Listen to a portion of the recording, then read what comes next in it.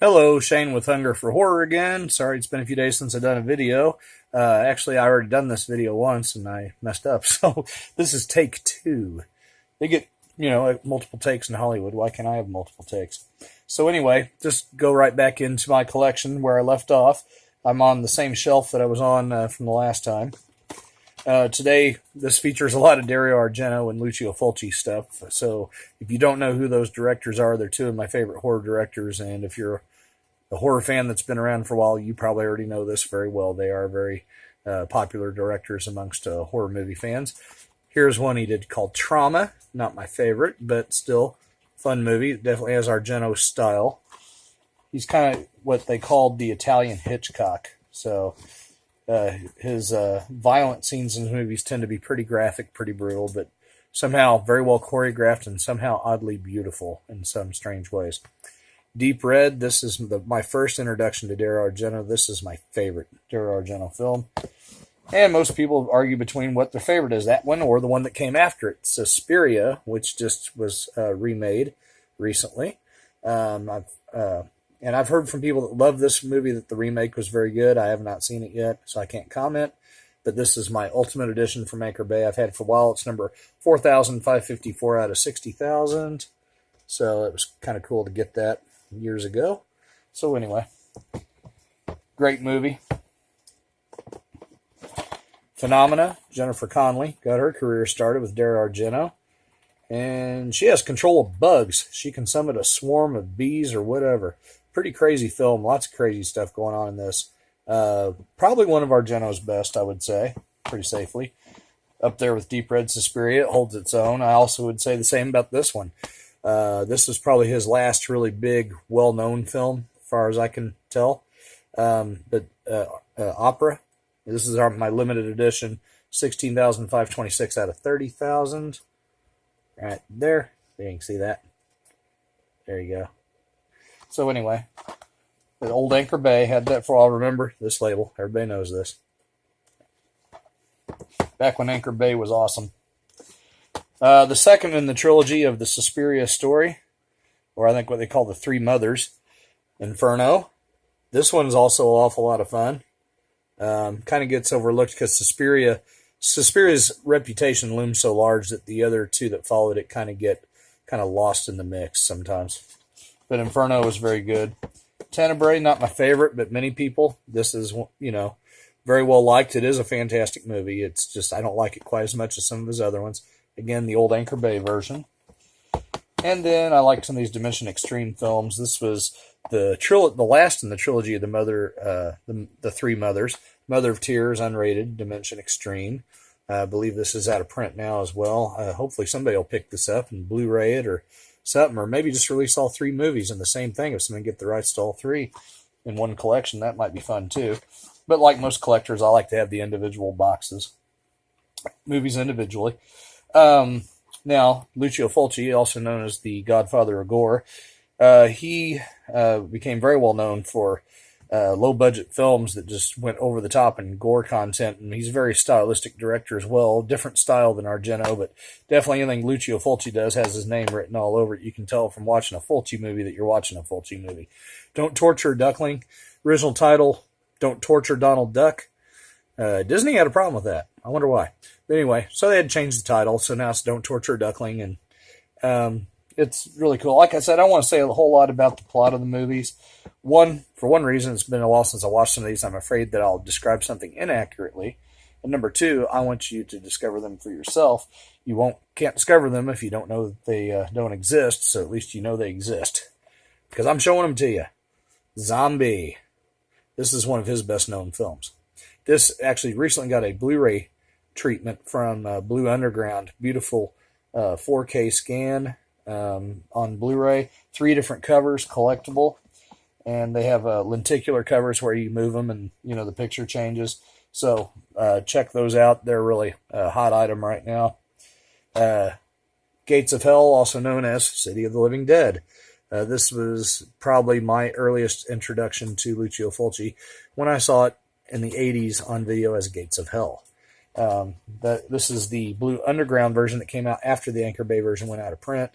and I wasn't able to get it. And then I was so happy they re-released it. Basically has the same artwork and same content disc-wise.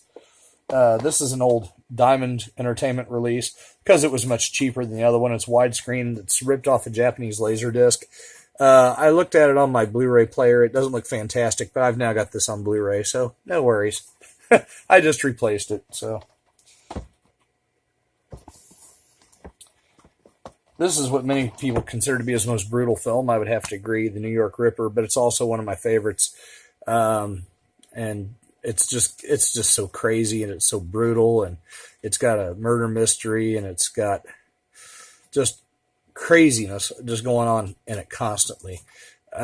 So definitely one to check out if you can handle the brutality. And if you can watch one Fulci movie, you can probably handle most of them, especially the last several that I mentioned: Zombie, House by the Cemetery, New York Ripper, Zombie. They're all really brutal.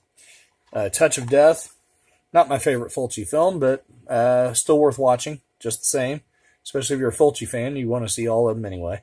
But anyway, there it is. That's an old Shriek Show release. He also directed a Western with Franco Nero, Massacre Time. This is the Substance release. Don't know if this is still around, but Substance is well known for not having the best transfers in the world. But they do release some things that if they didn't release them, don't know if they'd get released. So maybe they're worthwhile just for that reason, if nothing else. But I wish they put a little more TLC into their releases, because they're not as cheap as they could be for what they are.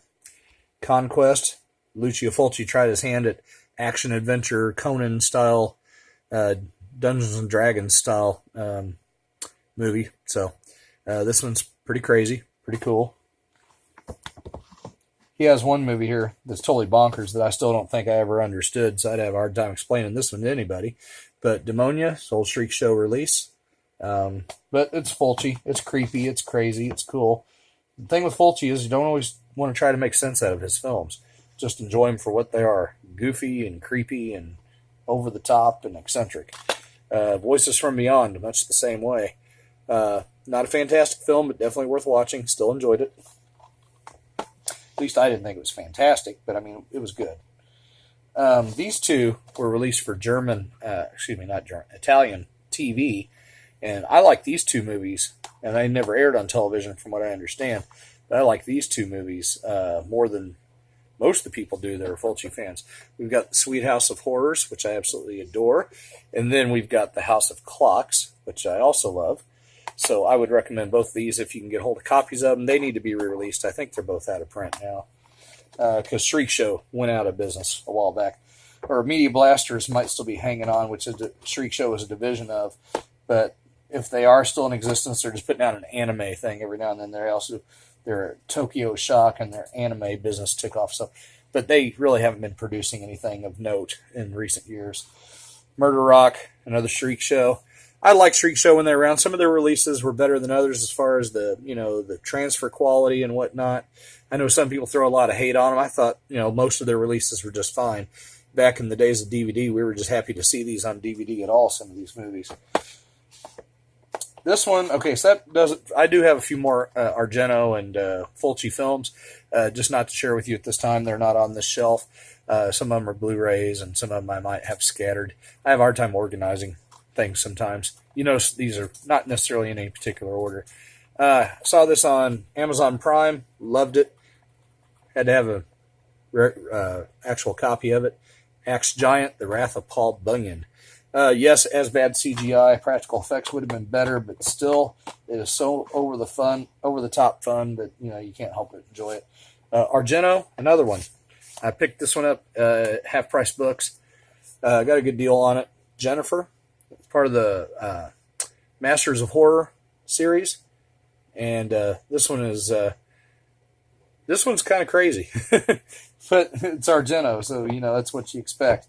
Well, I don't want these videos to be too long, so hopefully you got exposed to some things that you might be interested in checking out. If you want to find out more, of course, you can always look them up on IMDb to get a little more idea of the plot. Try not to read too much, because a lot of the fun of watching these movies is the discovery of the story, and sometimes the synopsis even will give away too much, to my satisfaction anyway.